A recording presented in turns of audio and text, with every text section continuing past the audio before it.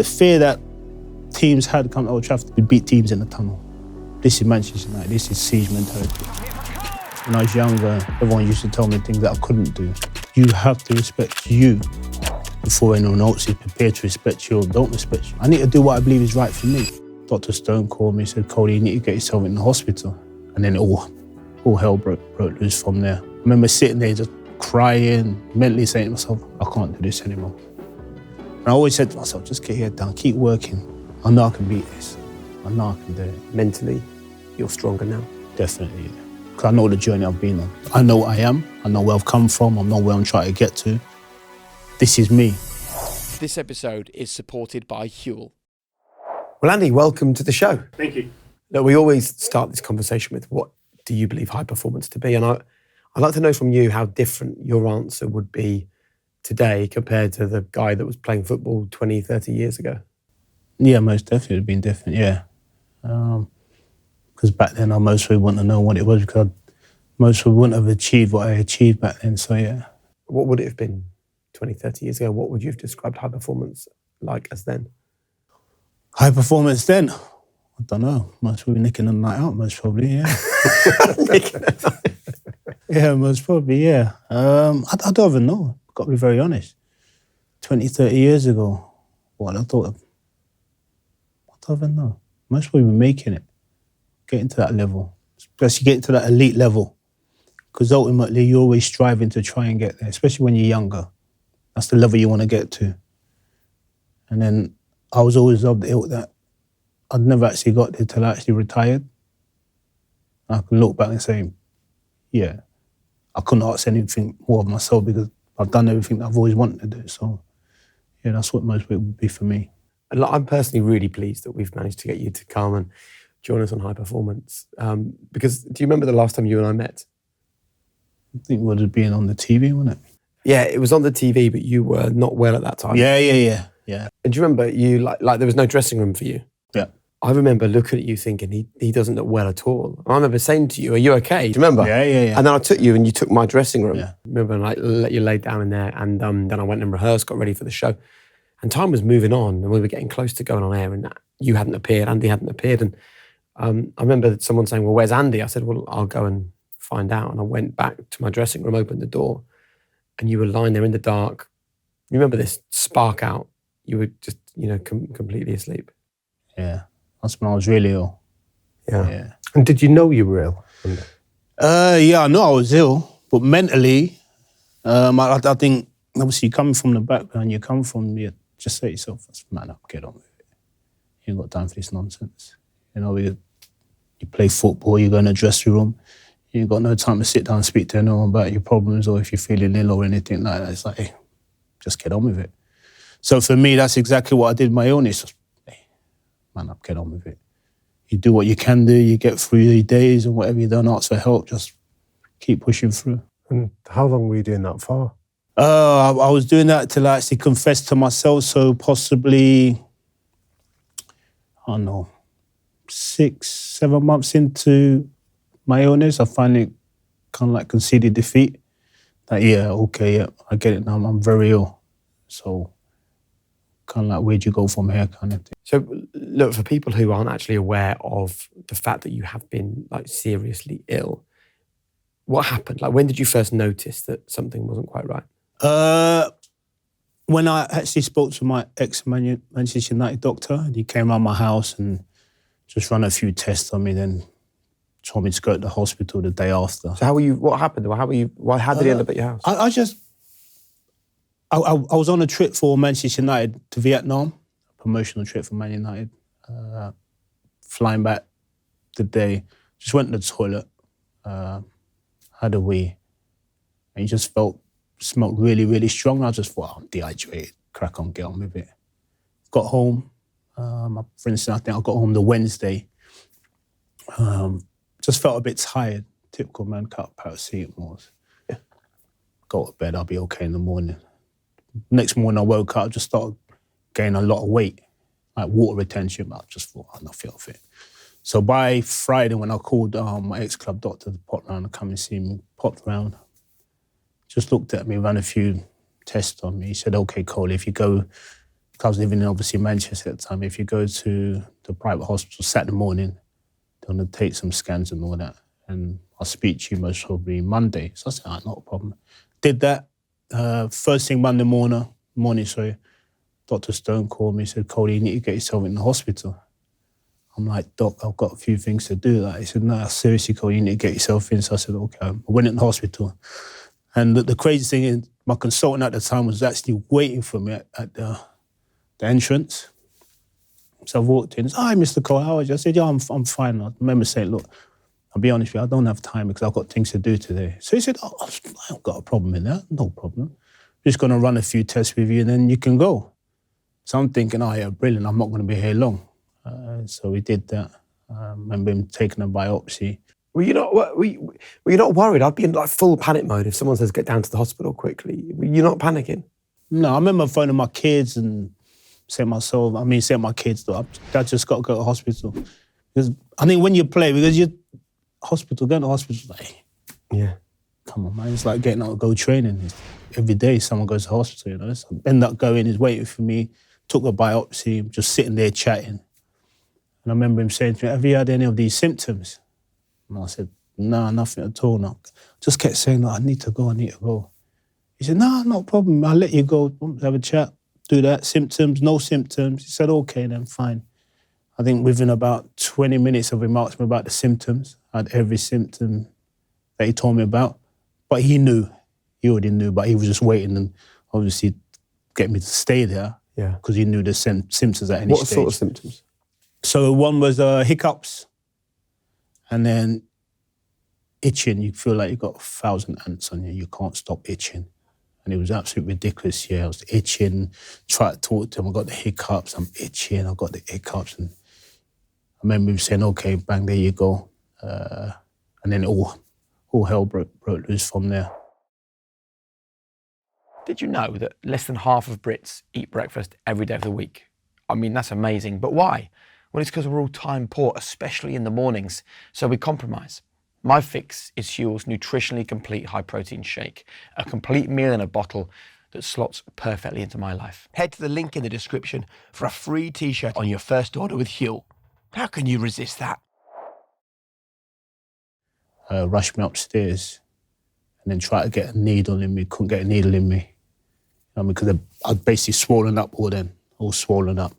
Finally got one in my foot, ended up my foot popped out. And then, to calm me down, settled me down, and just when they had the opportunity to tell me, said, look, you got a problem with your kidney, basically. And why I kind of like took so long with you, because I kind of like knew already, but I didn't want to tell you because it's kind of like a protocol thing as well. And I was like, yeah, but why does it take so long? So he said, the good thing with you, the good thing and the bad thing is because you were so fit, basically that was your last day. So if you hadn't come in today, I'm not sure what tomorrow would have brought. So he said basically, because I got to the end of the cliff, and the end of the cliff was in the hospital, now we can obviously look after you, maintain and whatever. So if what happened to you in hospital, the hiccups, the itching, like that sudden onset of the illness, if that had happened somewhere else? There you go. It's $1 million question. And what was the impact on you, Andrew, like mentally? Like you're a guy that we were talking earlier about, you're very independent. So to find yourself incapacitated and vulnerable, what did that do for you? I think that was the toughest thing for me. Like I mentioned, I've never relied on anyone. Left my parents when I was 14, went to the national school for 2 years. Arsenal, obviously signed for Arsenal when I was 14, went to Arsenal. She was with my sister, my nephew and niece, And then for me, my career was like, just get your head down and keep working at what you want to do. Don't really ask for help. It is what it is. You'll get there in the end if you just get your head down. And that was always my mentality. So when I actually had to rely on someone, it was a bit foreign to me. And ultimately, when I did, and the individual did what she did in the end, it was like, mentally, it was like, that's why I've never relied on anyone. Because I knew in the end, someone would do something like that to me. When you really need someone to help you, mentally and physically, someone does what they do. And what do you mean by that? Mentally, that kind of like half broke me. So obviously when I went through what I went through, I mean, I was still married at the time and whatever. And then I didn't want to talk about my illness to anybody because I think I'm a typical man. If I got a problem, it's my problem. I deal with it the way I believe is right. If I'm ill, I deal with it the way I think is right for me. I don't want to try and burden anyone. And I remember I kept saying to my ex-wife at the time, I don't want to burden you with anything. You know, obviously it's tough, whatever, the kids and all that kind of stuff. I just want to get my head down. But in all that, I was still very thankful. I kept saying, thank you for everything you've done and that. And like my ex-wife was like saying to me, why do you keep saying thank you? Why do you keep saying thank you? I mean, just get on with it. I'm saying, yeah, I am, but I just want to say thank you for what you've done, you know? So we got through that. I had the transplant, and then I might have been about 3 months, yeah. 3 months after my transplant, my ex-wife said to me, I can't do this anymore. So when I'm saying to myself, I've actually relied on someone for the first time ever, and then someone's done that, I've always said to myself after that, that's why I've never done it. Did she mean she couldn't look after you anymore, or she couldn't even be in the marriage anymore? Couldn't be in a marriage anymore. So mentally, I was like, I mean, I'm a snake's belly anyway. I'm coming through that. And then that happened, it was like, how did you actually get your head around this one? How did you? A lot of help, my friends. Just people who were prepared to stick by me to the toughest challenge. Yeah. Mentally, it's the toughest challenge because you're forever questioning yourself when you find yourself in a position like that. Mentally, it's tough. I mean, knowing that you've got to where you got to by doing it by yourself, and then all of a sudden, you're looking around, it's like, I need a little bit of guidance on how I'm going to get through this. And I was fortunate that quite a few of my mates stuck around and said, look, we'll get you through this. Sisters, nephews. Obviously, my nephew donated his kidney. A few my other nephews as well all stuck by me and said, look, yeah, we're here for you. My sister was absolutely brilliant for me as well, so yeah. So I got there in the end. You mentioned your nephew there. Let's just rewind the clock a bit. So you've gone in, you've been diagnosed with, what is the actual diagnosis that you were given? Lymphotic syndrome. Right. Yeah. Caused by? My consultant said an airborne virus, whatever that means. So you've literally breathed something in that's caused this to happen? Basically, yeah. Right. So I'm interested in the mental impact really early on here. When you're in hospital, you're someone that's relied on your body to take you to the highest highs, which we'll talk about later in this conversation. And I think it's so important for someone who's been in your position to talk really openly about the mental health challenges that illness can bring. What was that period like just after diagnosis when you were in the hospital? Can't comprehend. I mean, ultimately, you will always ask yourself, why me? Because that's what we do. So can't comprehend, why me? I'm fit, I'm healthy. I mean, I'll still go to the gym. I mean, I know all those thoughts are going through my mind. I'm saying to myself, wow, how's it actually happen? And then when someone tries to break it down to you, it's like, no, I can't have that. It's got to be more to it than that, you know? And I think just at that stage was just trying to understand what it is, how to break it down, how to compute it. And the maddest thing then as well, you know, during that same period when I'm very, very ill. My son was at Man City then, and he didn't want to sign his new contract because he wanted to go out on loan. And they kept saying to him, we don't think you're ready to go out on loan. So that was happening, and they pulled his contract. So he had no contract, he had no club. And I'm laid up in hospital. And he's like looking at his dad as if say, well, look at my dad. I mean, I don't know if my dad's coming out. I have no contract, I don't know what's happening with me. So sitting in a room with my son, I know where he's at, and I'm saying to myself, I need to do something for him. Because if I don't make it out, I've got to make sure he's going to be okay. Don't want to sod me. I mean, I've got to make sure he's okay. And if he's not okay, that's on me. I mean, so for me, I wasn't even worried about myself. I've got to be very honest. I wasn't worried about myself. Naturally, my kids are worried about me, but I'm like, right about now, it's not about me. It's about my son. It's about my daughter. And did that help you then, having that sense of purpose to help your son and your daughter? Yeah, because it takes everything away from me then. I don't need to worry about myself. I'm more worried about, right, what can I do for my son, you know? How can I make sure my daughter still feels okay about things, I mean? So yeah, I'm just more focused on them. I'm trying to take everything away from myself. I've got my mum and dad. I mean, they were mad worried. All my family members, they were mad worried as well. But when you're in that position, you don't really have too much time to think about yourself. Well, that's me personally anyway. We're all different, but I didn't think too much about myself.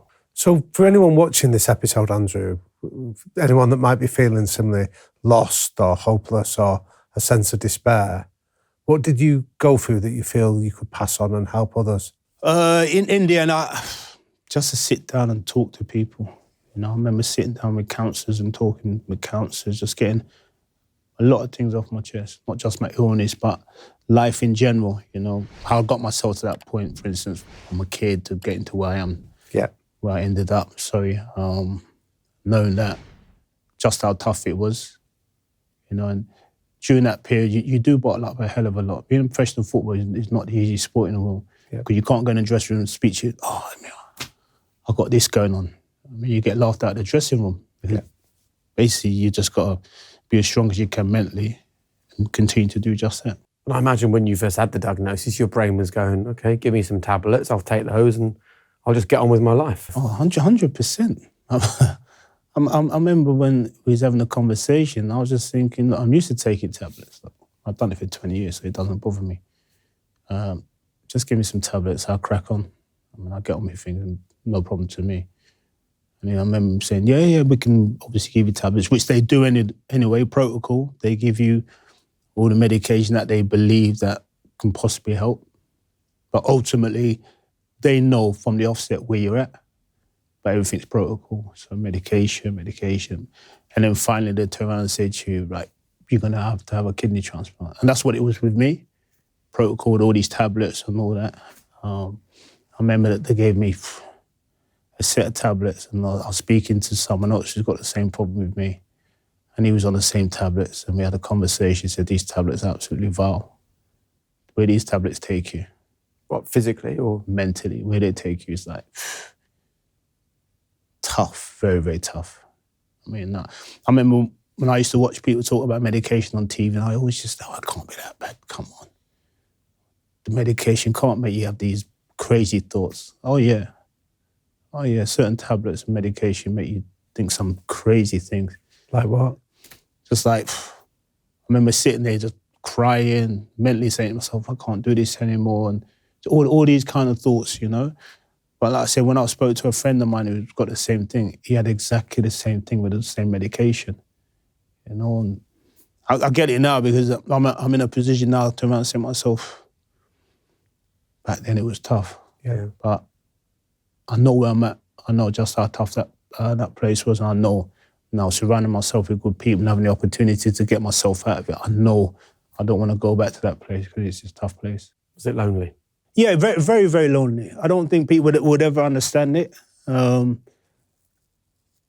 you find yourself in a predicament like that, and it is a predicament, you know. I think we kind of like go searching a little bit to see, right, who's around me, who's going to help me, and whatever it may be. And I think if someone turns their back, or a couple of people turn their back, you like say to yourself, well, I don't really want to talk about this anymore because I've gone here for a little bit of help, and yeah, mate, you'll be okay. Don't worry about it, you know. You don't actually want to hear that at that time. Mm. I mean, you want to just get things off your chest or whatever it may be and tell someone how you feel. You know, and sometimes, yeah, you do find yourself in a position where people just fob you, don't worry about it, you'll be okay, mate, no problems. I hear where you're coming from, but not generally taking it in. Mm.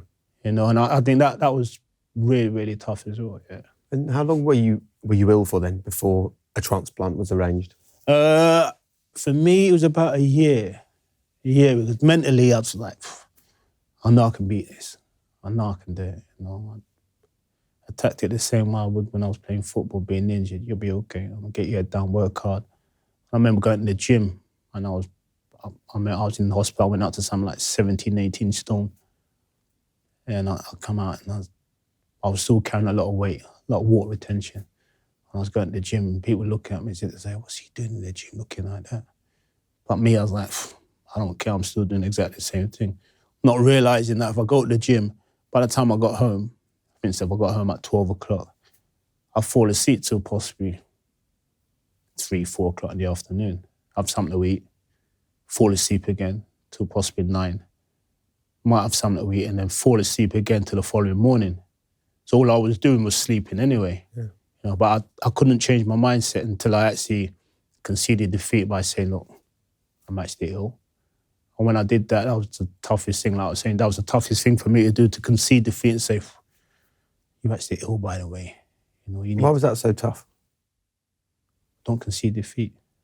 That's my mentality. You don't concede defeat. You know, whatever it is, just get on with it. Okay, so you're in the gym, you're 18 stone. Was there like a moment of realisation where you thought, actually, this isn't something that I can do on my own? I'm going to have a transplant? Well, the gym stuff, when I realised all I was doing was sleeping all day, everyone's just saying, Cole, you need to stay at home now. Simple as that, you know. Got that in my head. Transplant, I never ever conceded defeat until they actually said to me, I think my kidney capacity went down to 7%, something like that. And I remember them saying to me, look, Mr. Cole, we're at that stage now, we're going to have to transplant. And I remember saying to them, no, give me 1 more week. I'll be okay in another week. Just give me another week. And they're like, Mr. Cole, we're at that stage. And I'm like, no, 1 more week. So you were still approaching this illness like your football career? Like preparing, training, focusing, trying to win? Yeah, basically, yeah. I mean, he's having this conflab. And I said, no, give me 1 more week. And they said, Mr. Cole, we're actually there now. And when I actually said, okay, we're there now, I remember I was packing my gear to go to the hospital there. And I'm like, right, you need to, right, we're going now. And I remember saying, oh, yeah, okay, I'm coming. I forgot something. This time, knowing that I hadn't forgotten anything, I just said to myself, nice, it's going to change. And doing that, getting my bag, going to the hospital. And I remember them sitting down, right, Mr. Cole, we're going to go down this time tomorrow. This is what we're going to do. We're going to take your nephew down first, take the kidney out of him, and then obviously you're down second, we'll just teleport, basically, take it from there and put it straight in you. I'm like, oh, yeah, okay, no problem. Do we have to do it tomorrow? It was like, yeah, we have to do it tomorrow now. So I'm still trying to find excuses. After we've had that chat and I've finally agreed with him, then he said, just to let you know, you're on medication for the rest of your life. I'm like, nah, I can't do that nonsense. I said, when I'm playing, they give me anti-inflammatories for a week, I take 2-3 days and I'm done.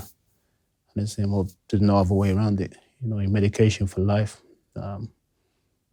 Basically, that's what's going to keep you going, because ultimately, that's what it does. It keeps you going. So even today, you're on medication? For life, yeah.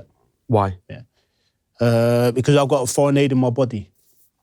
And immunosuppressants, obviously, your body knows that the kidney doesn't belong to me. So your body's so complex, it ends up fighting it. And it ends up, obviously, killing it off. And then you're back to square one.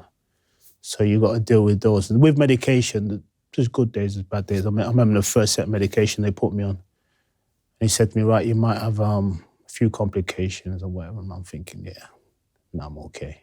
I'll be okay. Every complication they spoke about I had with the first set of medication, I'm like, I can't do these anymore. I remember sitting down and telling the doctor, he said, no, just keep trying, you'll be okay. I'm like, no, I'm not. He said, well, the other ones are expensive. I'm like, you're trying to tell me about the expense of the other ones, and I can't stop shaking, because that's one of the symptoms. I mean, other things as well. You're worried about me going on something else that's a little bit more expensive. I said, no, this is a nonsense. So finally, they gave me the other ones, and since then, yeah, I still have tremors in that, but they've been better. They have been better. They've been a lot better. Now, I've heard you mention your nephew a few times, right? And I'm an uncle, you're an uncle. Obviously, you're an uncle as well.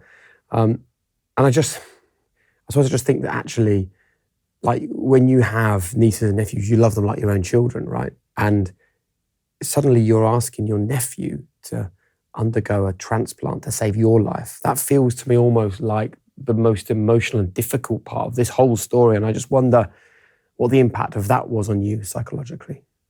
It was tough. It was really, really tough. He came up to see me one day, and as per normal, I was just fast asleep. And I woke up and he was just sitting on the couch. We were just having a little conversation. He said to me, Unks. I said, yeah, what's that? He said, I can't see you like this anymore. I'm like, what do you mean? He said, the way you are. He said, I'm going to be your donor. I'm like, nah, nephew, you're too young for that. You're far too young for that. He just said to me, nah, I'm done. He said, look, I've seen you obviously fit, strong, and I look at you now and I can't see it anymore, I can't do it. And it was an emotional time. I'm like, no, it's too much for you. I mean, you're a young man, you've got all your life in front of you. But he was so adamant that this is what I'm going to do, and you're going to have to get on with it. It's as simple as that. I've made my mind up. You're going to have to get on with it. And I remember I spoke to his mum, my sister, and my sister was like, he's made his mind up. And you know what it's like, once he makes his mind up, that is it. And I've sat down, we spoke about it numerous times, and he said, I don't care, Unks. We're going to get it done. And we've gone in, we've run tests, and he was kind of like a perfect match. But the good thing for me, I had quite a few people that were so prepared to do it as well, but he was like, this is what I'm doing, I don't care. What a gesture of love to you, though. I mean, unbelievable. And that's why I'm forever indebted to him, because once he made his mind up, that was it. There was so many things that we went through and continue to go through. Like what? You know, just the bond. I think our bond's even stronger now. You know, I remember, because I started to have a lot of seizures as well.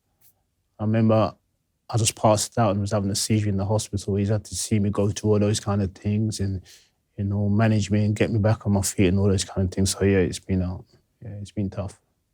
And did you get any help in terms of, for the two of you, to talk about this post-recovery period? What's that? Well, for you and your nephew to almost get this idea of, you know, like, you've got this bond together now. Nothing like that. No, I've always said, the NHS do an unbelievable job. I'm not going to sit and tell you that they don't, but do an unbelievable job, because they do. But when it comes to you having your transplant, you know, they do it. Thank you very much. You're out within a week. Excuse me. There's your medication. You got to be in every day, basically, if you leave early, every day. Thank you very much. So there's no like, oh, you can see this counsellor once a week or twice a week. It's like, thank you very much. Right. And kind of like, we wish you all the best kind of thing. So then that's when you got to work out yourself, right? How am I going to get through this next period? You know, because they've done their job. Yeah. So the next period is like, you take your medication and you don't know what you're going to face or what you're going to go through, but let's see how it goes. So it's a bit trial and error for me, because I'm thinking, oh yeah, medication and that. And I remember sitting indoors when I just come out, not too long after I come out, and big bag of medication. I threw them all on the floor. I remember saying to myself, this is what I've resorted to. Is this going to be life for me from now on in? Yep. And I was kind of like broken at the time, you know, because I see myself fitting well for so many years, and all of a sudden someone says to me, right, Mr. Cole, there you go. There's your medication. You got to take it every day, and at best you can pot around the garden. I've been an elite athlete for 20 years. Yep. And now you're telling me basically that's what you can do. So to get through that period was mind-boggling. It was tough. But then I think during that period, that's where I grew as well. A lot of people made me grow as well. Go on, give us just mentally and physically made me grow, telling me, look, remember where you've come from, obviously, yeah. This is a new part of life now. So we're going to get there. It's going to take time. Mentally, it's going to be tough for you because you've always been an elite sportsman. But we all know you can get there. Yeah. If you take that same mindset from, obviously, when you was here to where you're at now, you will get there in the end. And I've said to many people, it's definitely the toughest battle I've had. You know, mentally, to take from seeing myself here, knowing that the next stage of my life is here, and it's going to be one hell of a battle. It's going to be ups and downs, swings and roundabouts. You got medication. You know you don't like taking medication at the best of times, but someone telling you that's for life. And then mentally I'm saying to myself, oh man, I've got to take it 10 o'clock in the morning. I've got to take it 10 o'clock at night. Oh, I can't be bothered to do this nonsense. You know, but you get there in the end because ultimately that's what keeps you going. I think one of the bravest things that I saw you do during this period, Andrew, was when you gained the weight and you were still putting yourself out there in public, facing roles and letting people know that you were poorly, but judgments were still being applied. What advice would you give to anybody within the inner circle of somebody that's going through a tough time like that? You need to hear this, okay? Your gut matters. It's a vital building block to health. Now, you might not know that 70% of your immune system is in your gut. I didn't know that. And 95% of serotonin, which is the feel-good chemical, is created in your gut. And if there's one thing we need more of, it's a feel-good chemical, right? That's why when it came to choosing a probiotic, I had to know it was proven and that I could fully trust it. And this is it. Biotic by Heights, specifically formulated to give you everything you need for your gut, your mind, and your immune system. I take it every day, and the difference for me is real. And you could trust me, fine, cool, or you could trust the tens of thousands of high performers and elite athletes that rely on Biotic every day. So join tens of thousands of high performers and try Heights with an exclusive 20% off your first month, only with this podcast. Go to heights.com/HP or enter the code HP20 at checkout. You'll love it. Open up, talk about it, but continue to be you. That's the way I always viewed myself, you know. I'm not really fussed about what people like to say when I was putting all the weight and all that, because ultimately I had to get it and just continue to do what I do. Right. I'll continue to be myself. We all got things to say about individuals if they're putting a little bit of weight, but no one actually knows. I remember all the stick I used to take. I remember my daughter, you know, when people say, oh, your dad's putting all this weight, your dad's fat now. And I knew how much it hurt her because she knew what I was going through, but a lot of people didn't know at that time, you know. And I just said to myself, just get on with it, man. The world is what it is, you know, get on with it. Be who you are, yeah. You carry a hell of a lot of weight, but no one actually knows how you even got yourself to this position. Yeah. So to pass judgment, you're more than welcome to do just that. But I got myself to this position, and you don't know how I got myself there. In all my years that my dad was alive, I never ever seen him concede defeat on anything, you know, never. So I'm not saying, well, I watched him from I was young until I basically left home at 14. Never complained, just got on with things. If he was ill, still went to work. All those kind of things. I remember my dad always used to say to me, when I was playing and that, I have a day off. He'd say to me, have you not got work tomorrow? I'm like, you know, Dad, I'm actually allowed a day off. He said, oh, okay, you must work every single day. That was his mentality. So yeah, I think that's where it just came from. You know, my grandfather's exactly the same. I mean, you have to work.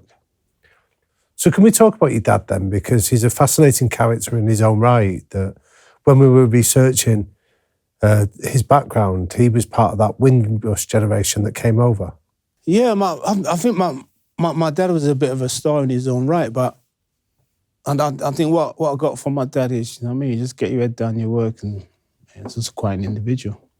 I went on a few holidays with my dad. Just remember my dad took him to Jamaica a few times. Just as adults. Yeah, as adults. Yeah. Because I think me growing up when I was younger, my dad we were like that, you know, because I couldn't understand where he was coming from. Because coming from the Caribbean, obviously the way he was brought up was totally different to how he was growing up in England. Like it was so far apart. It was like this.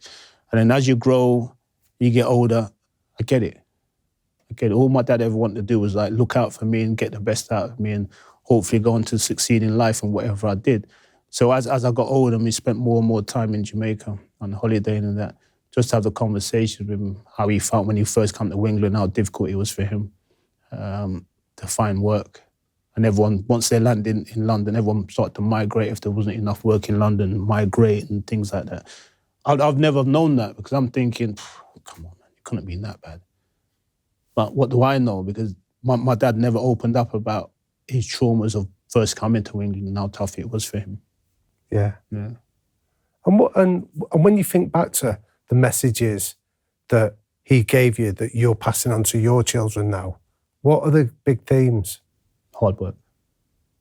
Hard work, that's it. Yeah, whatever you do, hard work. I'm an individual, I always say you don't rely on anybody.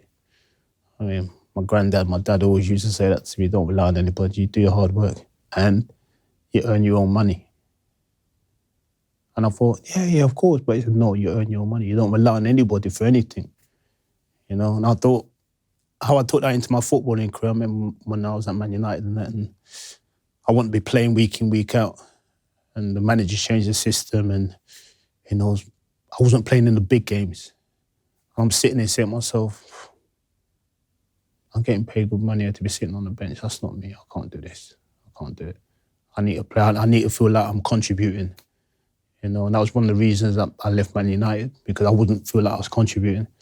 And that's obviously, that's come from my dad, you know. He always used to say to me, whatever you do, you work and you make your own money. And that's always stayed with me, definitely.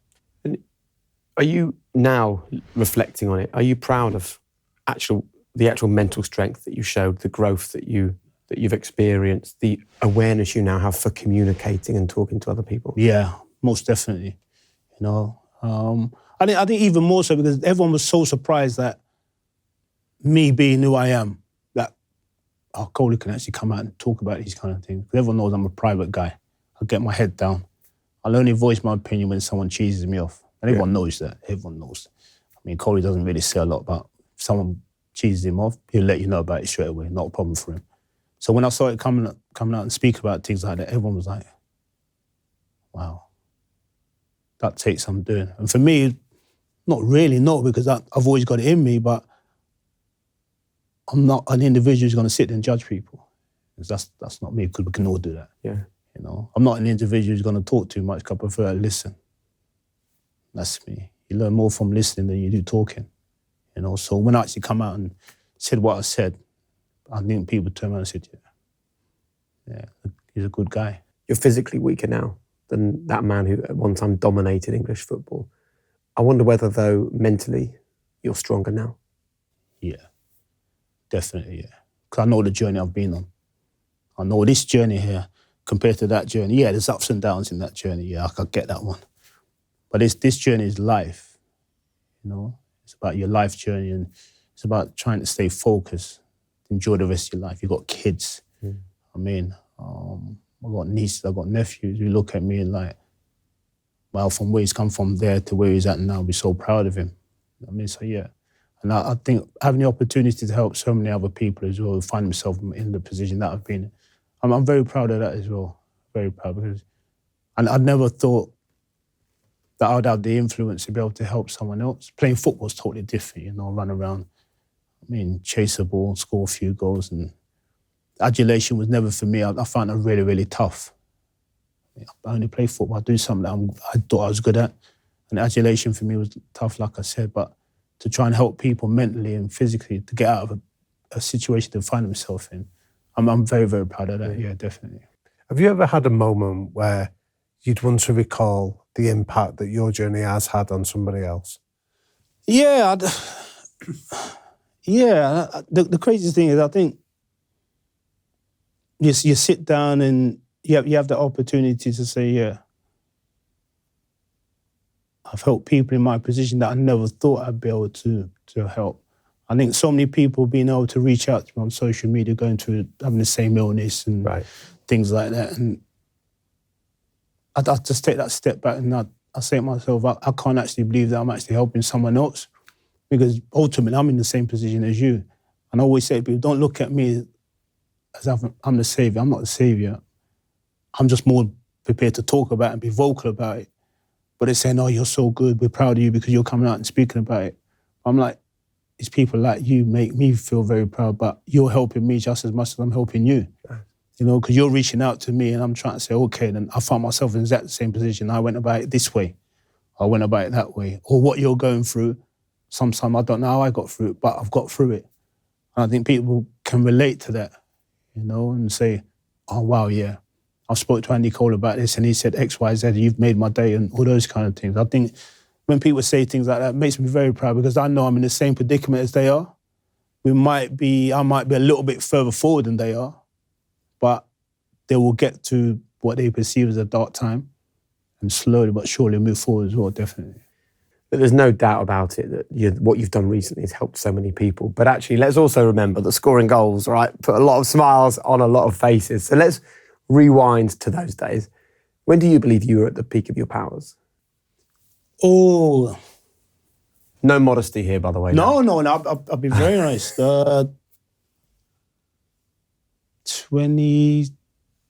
26, yeah, 26 to about 20, 29, 30, yeah. Yeah, peak of my powers, yeah. So where were you then? Man United, yeah. I thought I was at the peak of my powers when I first went to Newcastle and playing with someone like Peter Beasley and scoring all these goals, and I thought, oh man, that's what it's all about. It's about scoring goals and enjoying it. But then you grow, you become more experienced, you play with better players that make you a better player. I thought when I played with Peter, I thought, wow, I'm not going to play many better players than him. He's absolutely unbelievable. And I'm a kid then as well, I'm still learning the game. And I went to Man United, it's like, wow, that's the next level. And then you're learning off so many more other players, you bring so many different things into your game. And obviously when Dwight come to Manchester United, I think that really propelled me forward, you know, to that combination that we had. I think a lot of people then saw not just that I could score goals, but I could actually play football as well, because you always get pigeonholed into being able to do one thing and nothing else. Yep. And then once the media start to sell that dream to everyone, they'll, oh yeah, but he only scores goals. Oh, what's he supposed to do? It's one of those, yeah, but he doesn't get involved. And then you get involved, oh yeah, he gets involved too much, he doesn't score goals. So it's, I mean, in marrying those two things together. So yeah, I think when I was about that age. Give me an insight into your mindset. Let's say like 99. What would your mindset be in that year, that amazing, famous year at Man United? Start of the season. It's like, what will be, will be. Yeah, Yorke came in. I knew the manager was trying to bring Patrick Kluivert in as well. And I was like, well, I'll get on with it. I battle with anyone for my place. If the manager wants to pick an individual in front of me, I'll keep doing what I do and I'll keep doing it to the best of my ability. Pat didn't come. Yorke played up front with Ollie, Teddy, Giggsy, Scholesy. And then the manager played me and Yorke against Southampton at the Old Dell.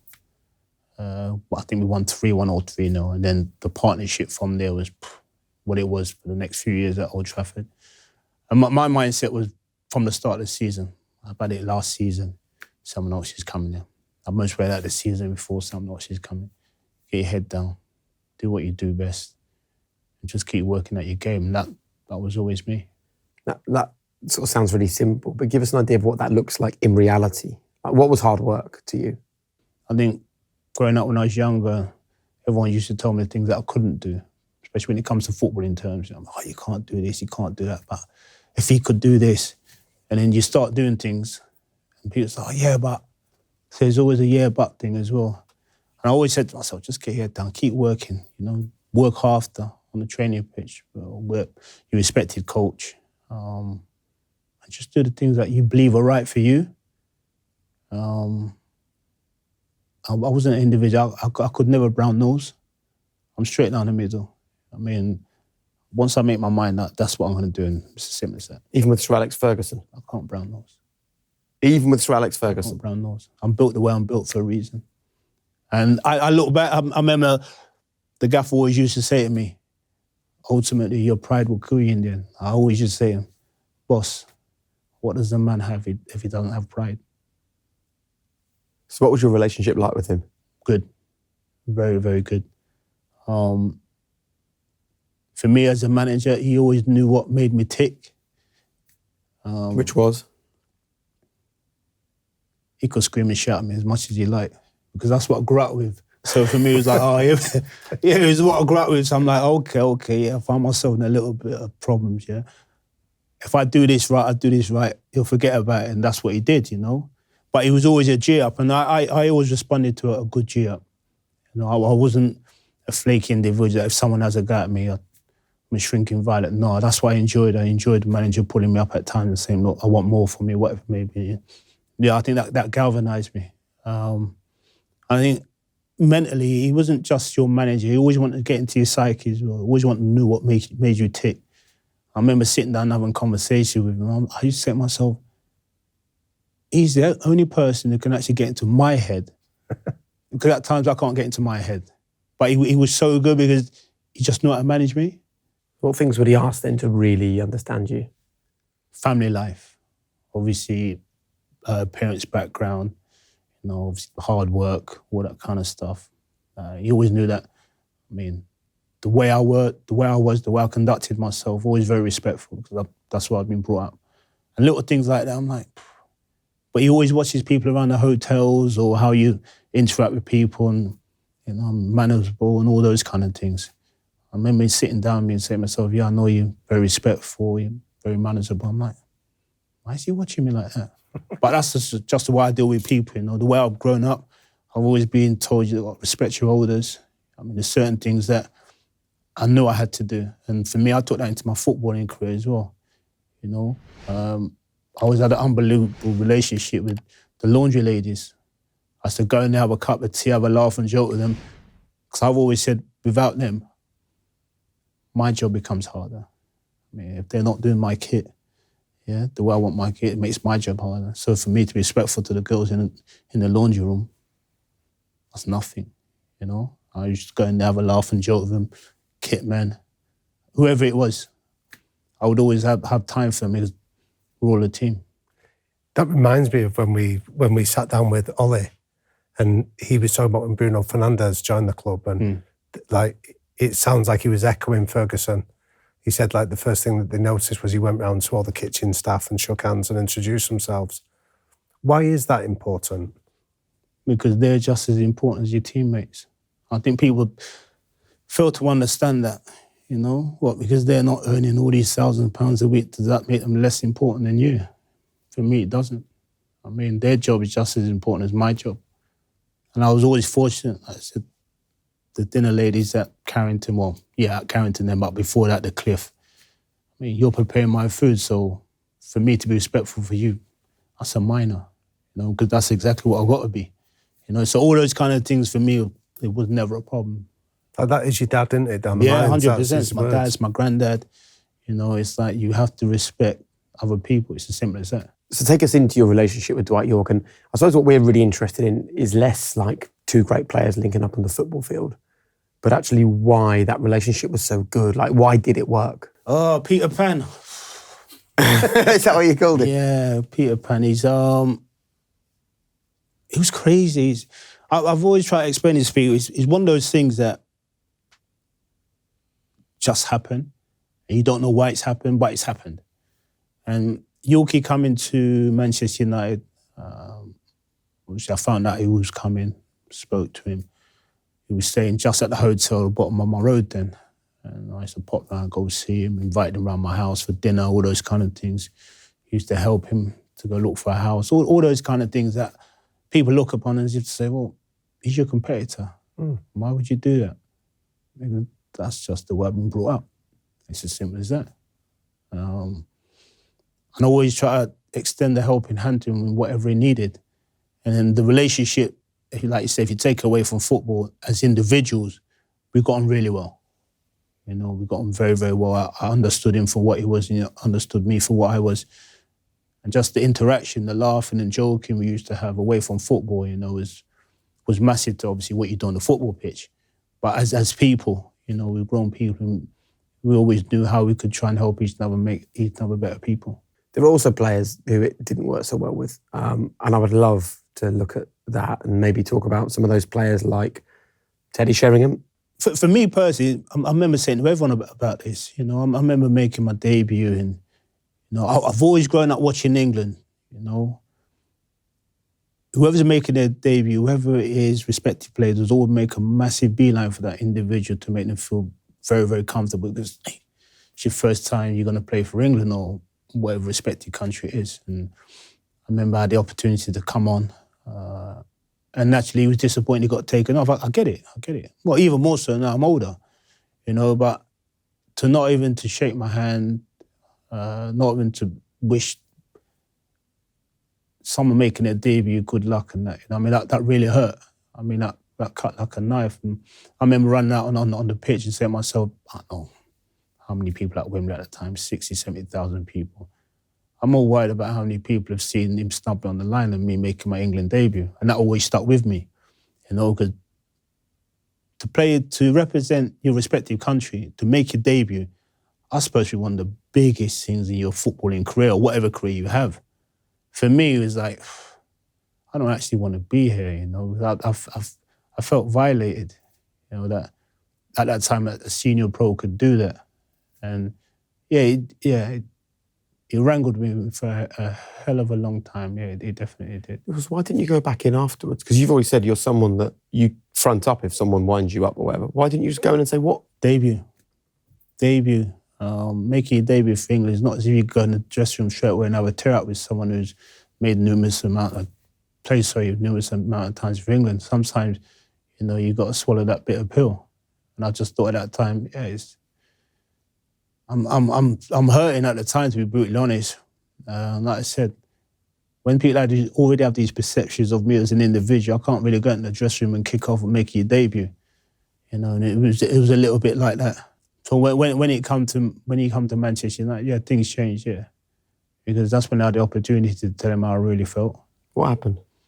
No, I just when you come to Manchester United, and remember I'd been at Manchester United a few years now, and I remember him coming. We were playing a pre-season friendly, and he's trying to coach me into positions and things like that. I'm like, just to let you know, I've been there a few years now. I actually know what I'm doing. So slowly, I'm dropping little hand grenades in there as if to say, hey, tread easy. And then finally it all exploded and I got things really off my chest then. But everyone already knew by then. I remember the manager pulling this in and said, look, I know you don't get on, I know you don't talk and things like that, but I can't condone those kind of things in my dressing room. So what happened that day when it finally came to a head? we played Bolton at Old Trafford and came in that 1-1. I remember Bolton scoring. And he turned around for some reason and blamed me. I'm like, blame me? I'm a centre forward, I'm not a defender. I don't know if I give the ball away or whatever it may be. And then I said, okay, not a problem to me. Now usually I'm on the football pitch, because I take my time to go off the football pitch. For this day, I'm the first person off the football pitch. So I ran in the dressing room. I'm waiting for him in the dressing room. Just kind of some words and I just lost it. And by the time I lost it, just about have a tear out with him. I remember Roy jumped in and stopped me from doing it, and then Roy actually getting involved himself. But that's football. That's all by the by. Yeah, Roy Keane couldn't resist getting involved in it, no? By the by, yeah. And have you and Teddy patched things up in the years since? I think, like I said, with age, especially with me, with age and obviously going through my illness and all that, you can't hold grudges forever, And I said, because what I've been to is like, there's something I need to let go and, And what did it do for you to be able to let go of that grudge? For me, what it did for me, because I do hold grudges, by the way. Jesus, I do hold them. I think just burden lightened, because you always get asked that question. So the burden's been lightened. It's like, hey, it is what it is. Back then, life continues. I think I've done a good gesture now. What happened when we was playing was when we was playing. Tomorrow's not a given. So just enjoy. You said a couple of times there, people have an opinion of me. People had sort of pigeonholed me a certain way. 100%. What did you think or believe people's opinion was of you? Oh, what did I think or believe? I wouldn't say that. I 100% believe. Arrogant, surly, moody, all those kind of things. But let's address those then. Are you arrogant? No, I don't think I'm arrogant at all. Ultimately, I have to believe in who I am, what I am. But arrogant, I haven't got time to be arrogant. I really don't. Because what is arrogance? Surly and moody? No. Keep myself to myself. Like I said, for me, I I kind of like suss people out early doors. And a lot of people might find that tough, that I suss people out early doors, and I might not want to get involved with certain individuals, but that's down to me. You know, now if you want to make an opinion why I don't want to get involved in you, that's entirely down to you. But I know my reasons why I don't want to entertain this conversation, or I don't want to strike up a friendship with this individual. That's me. But like I said, me personally, I do like to listen a little bit more than others. Yeah, definitely. So I'm just wondering if it bothered you. Not in the slightest. Because for me, I love the aggro. But it must have bothered you a bit because you said that when Teddy snubbed you, you're like, oh, he snubbed me. And there's already this opinion of me that I'm an arrogant, surly guy and I don't get on with people. I think that, because I was younger then, and I'm trying to get myself in a position whereby I want to try and establish myself in an England team. Now, if you're making your debut and all of a sudden you go in the dressing room having a tear out with people, they turn around and say, yeah. You see? But in general, it never ever bothered me. Some of the stuff the media used to say about me, I used to laugh to myself. I used to absolutely laugh to myself. I'm saying to myself, one, you couldn't spend 5 minutes in my shoes. Yeah. Two, you making all these presumptions about me as an individual. You know nothing about me. You know, and I always laugh about things like that because sometimes I think people say things to hurt you, especially when it comes to football. They do say things to hurt you. And when it comes to the media, I'll be very honest as well. I've never seen any of those individuals who can actually play football. They can write about it extremely well, but actually doing it, there's not many, if any. So how do you feel now all these years later when you see the current criticism around this England team? I just laugh. That's all I do. What's it about, though? Why do we feel the need to do this? Is it people living their dreams? To writing about it very, very well, extremely well. You know, ultimately that's what they wanted to be, but was never good enough to be professional football. But why be negative though? Like that's what I can't get my head around. Is this air of negativity around the whole game, around players, around the England team? Negativity sells, doesn't it? You know, when I get it. England have not played particularly well. I get it. What I've never understood is when people say, "Oh, you know, there's no effort. They're not trying." Who leaves the dressing room to represent their country to not try? But that's what people will throw. Oh, they're not trying. Oh, they get paid too much money. What has that got to do with you not playing particularly well? So every day these guys train, Monday to Friday, play on a Saturday, to fail. Yeah? And you guys tell them how bad they are, but as a footballer, I cannot tell you how bad you are at your job because I don't know. But you believe you can tell me how bad I am as a professional footballer or whatever maybe. I'm like, make it make sense. It doesn't make sense, but they have the platform to do it. See, I think we're in a really interesting place at the moment with this England team where everyone says, well, we're being critical of England because they're not playing very well. But I don't think that the people realise that they're not playing very well because of the burden of playing for England caused by the criticism. And if we change the whole narrative around playing for England for a period of time, 2, 3, 4 years of positivity, then you'd eventually pull the shirt on it and feel light, not heavy. I really firmly believe that. And I wonder whether, as someone that's done it, and I never have and never could, I wonder whether that... I'll agree with you. I remember when my limited time with England was like this. Okay, you get called up to England, you play Saturday, you meet Saturday evening or Sunday morning. Yeah. Gaffer don't want to go. What do you mean you don't want to go? Nah, I don't want to go, Gaffer. Say I'm injured. Okay, no problems. Pulled out injured. Because mentally, you know, you go away for 10 days, week or whatever it is, and the dog's abuse you'll get from the Monday, and considering Monday's only training, to the game on the Wednesday, to the game possibly on the Saturday is like ridiculous. So you get dog's abuse for 10 days, you come back, you got to pick yourself up to play for your club on a Saturday or whatever it may be. And that's actually when you feel like, oh, it's the environment that I'm happy in. Yeah. You know? I said, my time with England, you go, you have a Man United table, you have a Liverpool table, and then you have a table that all the other boys will sit on. And if you want to sit on the Man United table, you're more than welcome to. If not, as Man United players, we're not bothered. You know, because there's 6 or 7 of us. You know what I mean? It might be 4 or 5 Liverpool players on the table and things like that.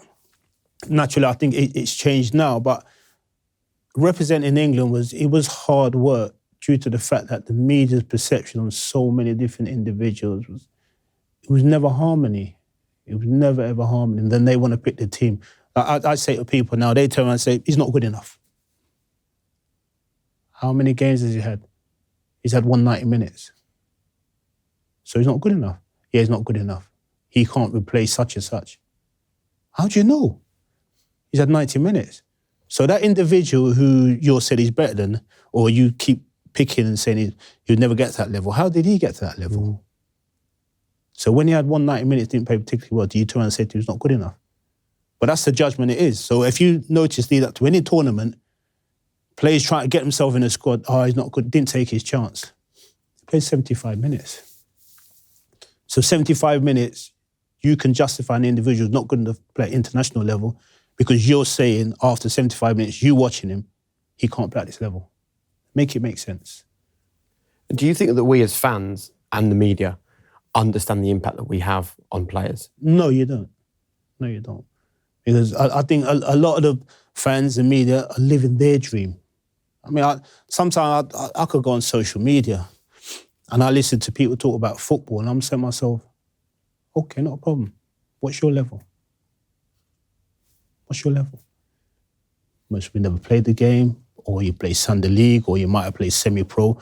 But your perception from talking about it on a social media clip, you would believe that you was elite level and you know what you're talking about. But everyone does it. Oh, what I would do this. And I watched one yesterday and someone's mimicking England playing square and back. I'm like saying to myself, you guys could not even get to that level. Yeah. Are they not still entitled to an opinion? Oh, everyone's entitled to an opinion. Of course we are. Yeah. But for me personally, if you can play to the opinion you're talking about, I've not got a problem with it.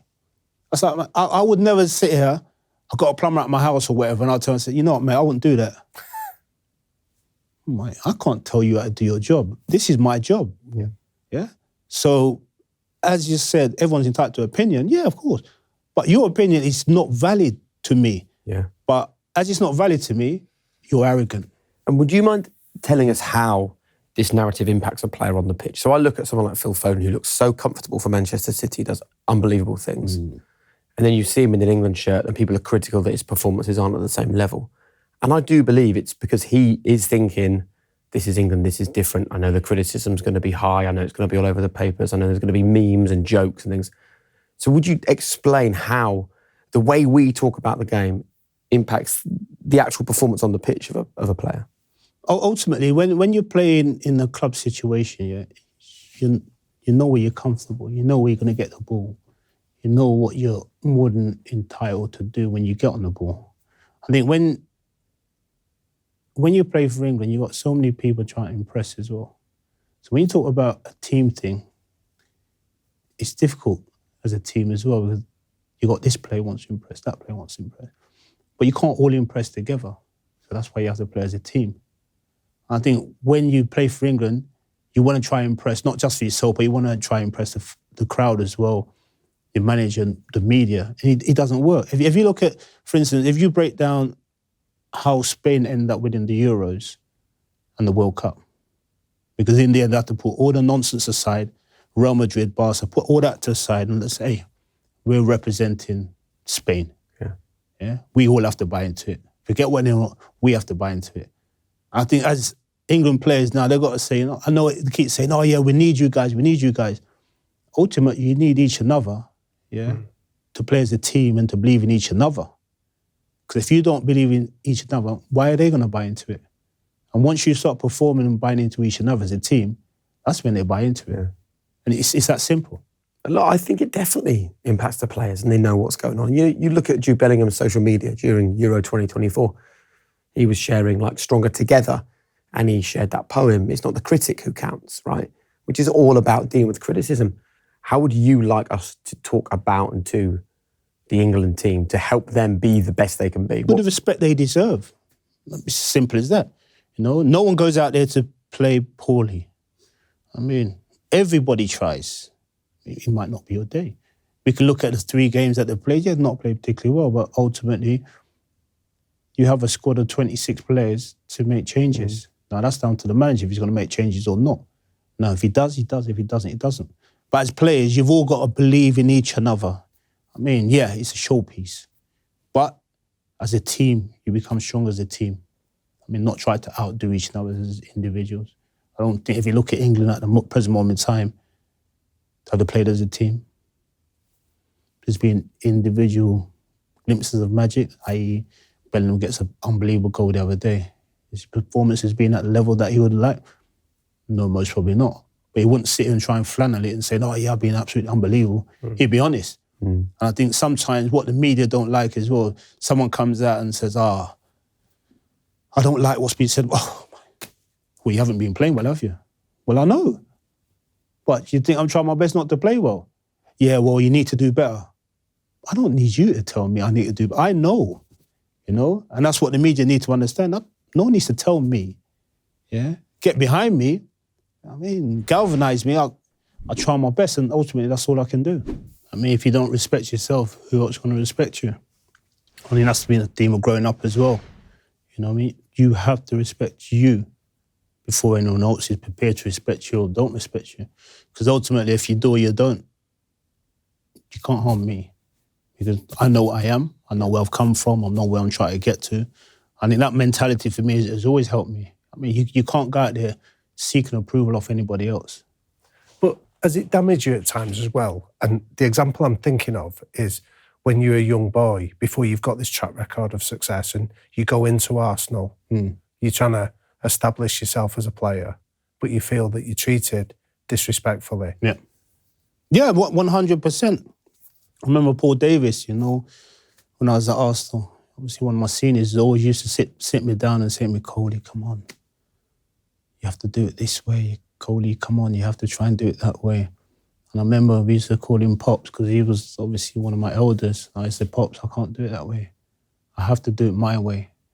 And I remember always used to say to me, but this might happen, that might happen. And I turned around and said to him, if it happens basically. But I have to do what I believe is right for me. And we had a conversation many years later, and I remember him saying to me, Coley, you did it your way. And I remember saying to him, I know no other way. Because if I didn't do it my way, I don't think I'm being genuine to myself.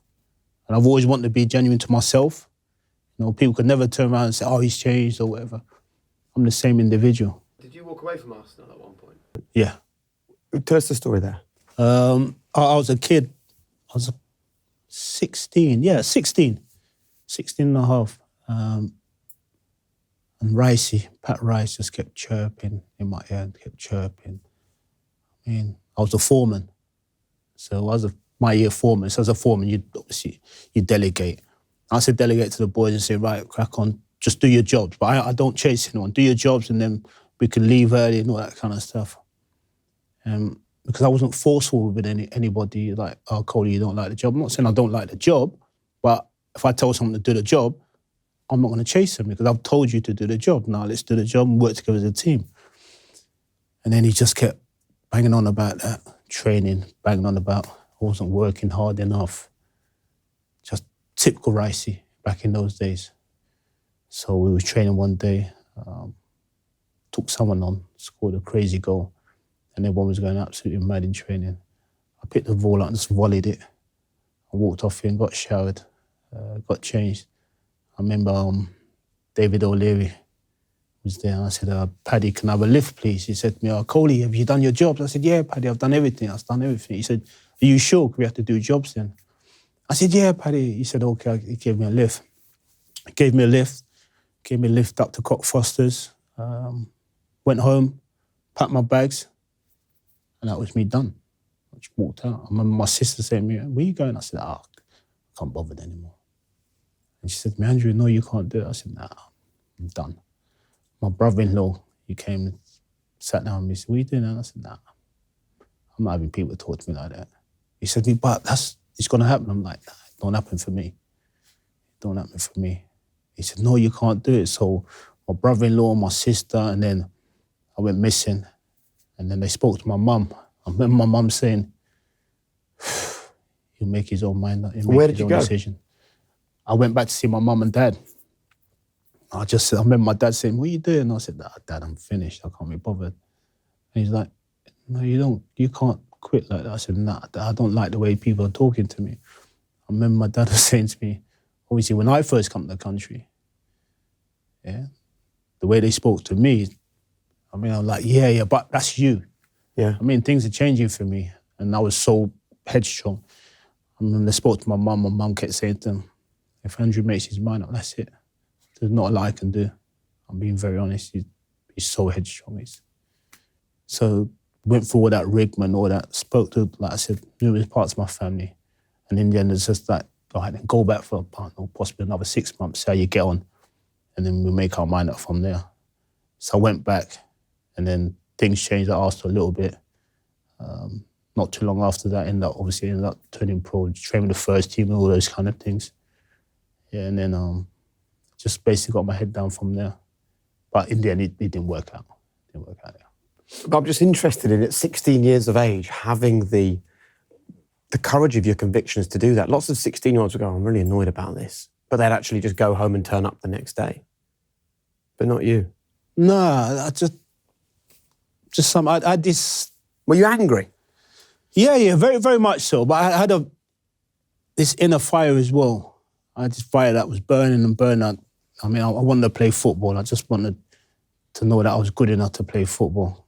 And when you say angry, that makes me laugh straight away because I've known like Jody Morris for years.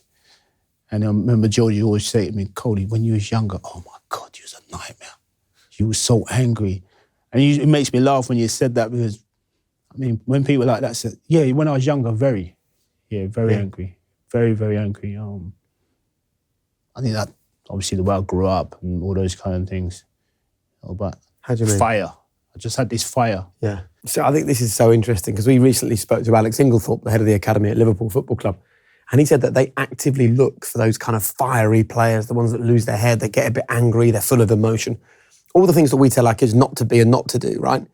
He said we actively look for that now in the young players at Liverpool because those are the ones that have, as you just said, the fire. And if there's one thing that takes you from an under 18-year-old player looking for a contract to the fourth highest scorer in the history of the Premier League, it's the fire. Fire. Yeah, I always used to say when I was young, why are you trying to get into my head? I'm being honest. Why are you always trying to get into my head? Why are you always trying to change me, what I am? I mean, I'm this way because I am this way, but everyone wants to get you need to do this, you need to do that. No, I don't. I need to do what I believe is right for me. So did you have the belief that you would make it right from the beginning? Yeah. I believed I would play football, put it that way. I don't think anyone could sit and say, yeah, I believe I was going to play at this level. I always believed that I would play football. So who did control that fire best for you? In what way? Well, I'm interested that, again, there's a pattern in your career where you seem to have really thrived at certain periods of your life when you've had a manager that's tried to understand you for you rather than try to change you. Yeah. So you spoke about that first period under Keegan at Newcastle and Ferguson at United, and both times they seem to just accept you for who you are. Yeah. And I'm interested in how they went about controlling that inner fire so it was in the right direction rather than all-consuming. Yeah, I think with Sir Alex, just having the opportunity to sit down and get to know me, what drove me. I mean, what kept that fire going. And he always knew if he left me out, for instance, to say, Coley, I'm leaving you out this weekend. You know that absolutely drive me mad. But you're playing on Wednesday. And I'm like, I don't care if I'm playing Wednesday, I need to play today. He was like, no, Wednesday, because I know now. But he knew, yeah, I've got him now. I know he's revved up for Wednesday or Tuesday, whatever it is, and I know Tuesday I've got him. Kevin was totally different. I think Kevin was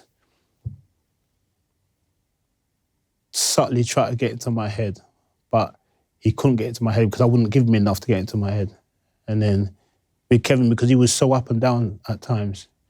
I mean, it was good one day, we'd play well, we'd win, and then he's happy. He's happy with everyone, whatever. And then we play the weekend and we lose and he wouldn't talk to anybody. And I was with senior pros and I didn't actually know what was going on as a manager. And it was like, nah, that's not right. That's not right. So very up and down there. sit down with him on a level, yeah, he was very, very good. But I've never enjoyed a manager that's actually tried to control me. Okay. For what I am. Yeah. I mean, I had a few problems. I had a problem with Graham Souness, when I was at Blackburn. I mean, intimidation factor and all those kind of things. Those kind of things never ever bothered me. Did he try that? Yeah, he tried to intimidate. In what way? I mean, Graham's an imposing fella. And obviously his playing career, and he's always been known as the hard man of his generation and all those kind of things. And because he obviously got those players promoted, and a lot of them respected him, but a lot of them feared him as well. I mean, because his reputation as a player, he was a fantastic player. But for me, going to play for Blackburn, play for Graham, intimidation factor never worked with me. Because ultimately, your background is what makes you. So what Graham was doing, trying to intimidate people. I've been watching people intimidate people virtually all my life. I'm like, I'm half having a laugh in the end, the way he used to try and talk to me and things like that. So we fell out early doors. And I mean, we fell out proper early doors. And I started going up, he didn't talk to me, I didn't talk to him. For me, it's not a problem. Because if people don't want to talk to me, I'm fine with that. So you carried on playing, you carried on scoring. Yeah. But you weren't talking to the manager? Wouldn't talk to him. And then with an altercation one day in training, I always used to say to him, I mean, with all the mad respect I had for him, because he was a fantastic player, like I said, when you're playing in the boxes, as a coach, as a manager, come on, man. Bring in one of the kids, Why are you playing? Why are you getting involved? I always say to him, why are you playing? I'm the best player here. So, yeah. As I look back laughing, yeah. It's a good answer. It's a good answer. Yeah, come on. Exactly. I'm laughing, yeah, because we get on fine now, and that's why I'm laughing now. But when you're in it, obviously his mentality is my mentality. And I say, let's get one of the kids in. No, I'm the best player. Okay, so we're playing Toro and that. And I knew what he was going to do. I knew what he was going to do. But we was at that position, and he dropped one short. And he said to me, right, you're in. I ain't going in. He said, you're in.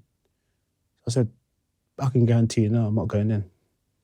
So he starts going off, my head falls off. Just falls off. And I just said, I've had enough now. This has been going on for months. I started marching over to him. I mean, as if to say, look, let's just have it.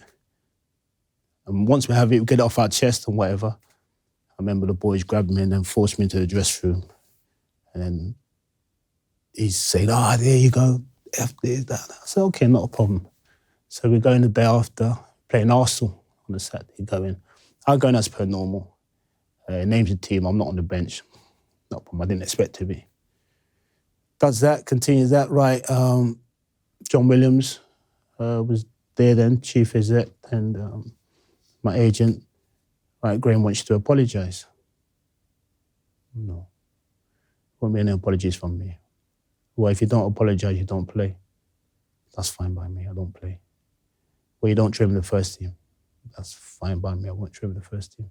So we sat down, we've had a meeting. I remember John Williams was saying, look, this is getting ridiculous now. We've had a record signing here. He's not playing, he's fallen out with the manager.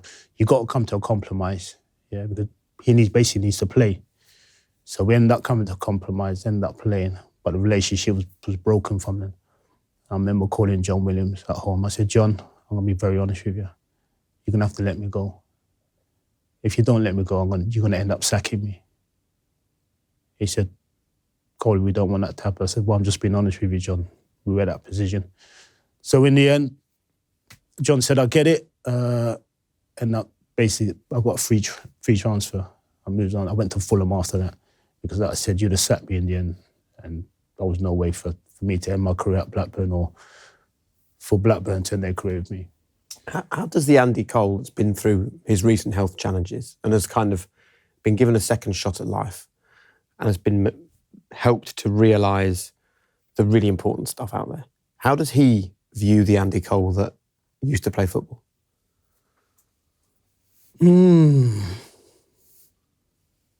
I played football with everything I had. Passion, fire, desire. I knew no better. So for me, the way I played that was my personality. It had to be like that? Yes, that was my personality. Because that's what I am. Yeah. that is what I am, you know. I've never ever tried to shy away from what I am. Some people try and I can't do it because what I am is what I am. You know, now you either love me for what I am or you hate me for what I am, but this is me. I've always tried my best to be that. I've always tried my best to be respectful. You know, the way I look at myself now to when I was playing football, I couldn't change anything because I don't think I'd achieved what I achieved if I wasn't who I was then. No, I don't think I could even got close to what I achieved in the end. Definitely not. Really? No. Do you now reflect? Have you taken that time to reflect on actually what you achieved? Have you thought about what it means to have scored the goals you did and had the moments you had and lifted the trophies you lifted? The craziest thing is, the only time I even thought about it or actually reflected was the second lockdown. Where did your brain take you when you were reflecting? Just how much I enjoyed it back then, how much I enjoyed playing, how much I enjoyed the dressing room back now. Just being around all the boys and that. Just team ethic. I mean, what it's like to be in a good team effort with a great dressing room, but all buying into it, all knowing that end of the season, which that game was last game of the season, that's what you're playing for. It's not about me, it's about us. Can you take us into that dressing room, Andrew? Because what you did achieve as a team was so unprecedented that so many people have tried to explore it and understand it and replicate it at their own level. Like, how would you go about explaining it? When you're in there, you're focused on yourself, but naturally you focus on the team. But you never know how each individual is. So being in that dressing room when we was in it, naturally, yeah, we're all leaders. And that's what people fail to understand. You're all leaders when you play football. Yeah? You're leading your own ship. You play together as a team, but you all lead. But to have someone like, I don't know, Roy Keane in there and Peter Schmeichel and all those kind of guys, you know, vocal people, I mean, very, very vocal people. You just manage yourself. You manage yourself around those people. You all mucking, you all have a laugh and joke. Yeah, you're going to have a tear up in the dressing room every now and then. That's football. Yeah. You know, you got, I don't know, 20 men all with big egos, inflated egos, because you have to. Every now and then you're going to fall out. But like I said, everyone believed in each another. You know, we all believe, right, if we go on a football pitch, I've got your back, you've got my back. And if you look at that team, if anything ever went off at any stage, every single player gets involved because we trusted each other implicitly. I'm always interested in that quote that's attributed to Steve McLaren, but I think it originated with an American football coach where he said that Manchester United never get beat. We occasionally run out of time, but we never get beat. We always say we didn't lose any football matches. We ran out of time. If we didn't run out of time, the referee was poor. The linesman gave a bad decision. I mean, that was our mentality. It was very much a siege mentality. When you sign for Manchester United, yeah, and the manager gets you involved in Manchester United, within the first 6 months, you know, this is Manchester United, this is siege mentality. Everyone hates us. Yeah, we get it, we appreciate it. But there's nothing wrong with us going to respective ground and absolutely spanking you and then leaving your ground and let you know, right, Man United just beat you. You know? Back in those days, we played people at Old Trafford. We beat teams in the tunnel. Would it? Like, you'd know literally beat teams in the tunnel. We could go out, I mean, take it easy today, lads. I mean, if you can keep it till 2 to half time. They'd say that to you in the tunnel. Yeah, the fear that teams had come to Old Trafford, no one could beat us at Old Trafford then. Yeah, we'd have a fluke result, something like Derby or whatever it may be, and something like that. But in general, if Man United weren't in those days beating people 3 or 4, you know, people would turn and say, oh, Man United have had an off day. Yeah. Because that's the way we was playing, that's how much confidence we had in ourselves. That was brilliant. I wonder if they ever get back there, hey? I hope so. I really do hope so. It's going to take time. Consistency. Bringing in players with the right mentality to play for Manchester United. I don't think people actually understand what Manchester United is. So what is the right mentality? To know that you have to play a certain way of football, you have to appreciate what Manchester United is as a football club. And you have to play to win. What is it as a footballer? Special. It's a family club. It's an unbelievable family club. People won't understand that, but when you get involved as a player, the love you get from everyone, in that football club. Very, very special, especially back in my time. It was, wow. Yeah. Yeah. And there was a conversation that I've heard you talk about that Brian Kidd had with you as well. Like, former European Cup winner himself, that challenged you to understand what Manchester United was about. I remember Kiddo pulling me one day, and Kiddo was saying to me, Coley, if you think scoring 40 goals at this football club is good enough, you're mad. I remember looking at Kiddo and saying, what are you on about? Stop being stupid. That's what it's about. Not realising it's more than scoring goals. It's more than one individual scoring 40 goals and you running away celebrating and Man United finishing second or third. It's not about that. It's about you scoring goals to help your team win the Premier League or FA Cup or whatever. I think my time at Newcastle was about me scoring goals. Everyone wanted like me to score all the goals. Man United was you playing a team, and the team ethic is what we do. Everyone buys into it. It's not about it's about us. And you play the way you play. And that it took me a bit of time to transition into playing from Newcastle when the team was built for me, to playing in a team that's no longer built for me. But I have to build myself and integrate myself into a team to make myself a better player. Amazing. I've absolutely loved this conversation. Before we move on to our quickfire questions, I just want to talk about that young footballer who was super fiery and really got wound up by people, to the guy who managed to control his emotions and become one of the greats of English football of all time, to the person that's sitting in front of us now that's been through this, life-changing or almost life-threatening issue. And I just think, like, when you reflect on everything, how much of it do you put down to your physical abilities and how much do you put it down to your mental strength? Oh, good question. Oh, bloody hell. Mentality, without my mentality, I don't sit there and have this conversation with you. I'll go 80-20. Mentality is everything. Mentality is, You know what, your answer there, Andrew, is exactly what Dame Kelly Holmes told us as well. So you're in good company. Yeah.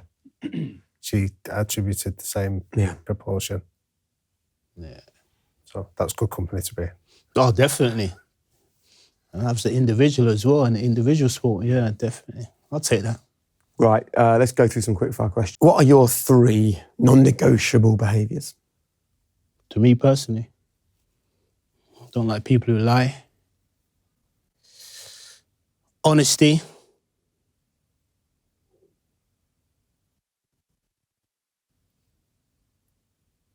I like hardworking people.